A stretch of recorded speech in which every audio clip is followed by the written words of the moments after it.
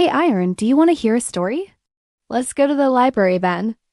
What are we going to read today, Philomena? It's a Historia por trás da Historia by Marcelo Lacativa.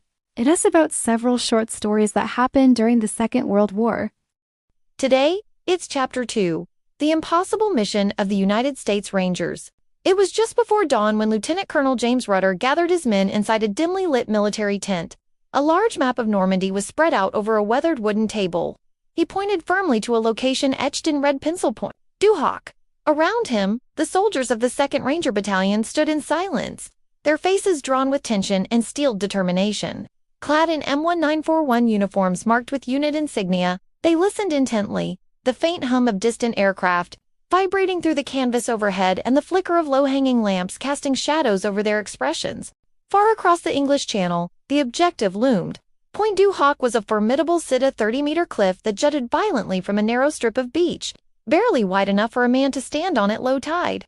Atop the cliff stood a line of heavily fortified concrete bunkers, each one housing deadly 155mm cannons trained to ward the sea. The sky above was heavy with clouds, and German soldiers from the Wehrmacht patrolled the ridge, oblivious to what was coming, their silhouettes framed by the eerie flutter of swastika flags in the morning wind.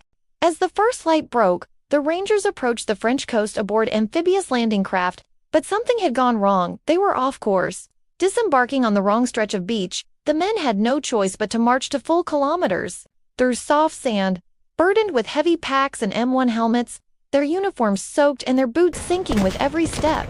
Black smoke curled into the sky from distant bombardments, and the restless sea churned beside them, leaving a trail of footprints that mirrored their grim resolve. When they finally reached the base of the cliff, chaos erupted. The Rangers began their ascent, scaling the sheer face using wet ropes under relentless German fire. From above, soldiers of the 914th Grenadier Regiment rained down MG-42 fire and grenades, the sky now a blur of smoke and ash. The wind screamed across the cliffside as explosions flashed in bursts of orange and white. One Ranger lost his footing, slipping against the rock, but a fellow soldier grabbed him before he fell. Together, they climbed. Meanwhile, Allied naval ships unleashed a massive bombardment. From the sea, the coastline of Point Duhok was lit by the fire of dozens of ships, their shells pounding the cliffside with ferocious rhythm. The overcast sky turned a deep orange, pierced by flame and shrapnel. Choppy waves mirrored the flashes as more Rangers pushed toward land, the thunder of artillery echoing across the coast. Next part is coming soon. At last, the battered Rangers reached the summit, only to find a shattered landscape. The ground was cratered like the surface of the moon, and smoke still hissed from the ruins of what had once been German fortifications. Dirty, bloodied, and exhausted, the men spread out, maps in hand, trying to identify landmarks that no longer existed. Everything they had memorized had been erased by the sheer force of the naval assault. Confusion gripped them, but they pressed on.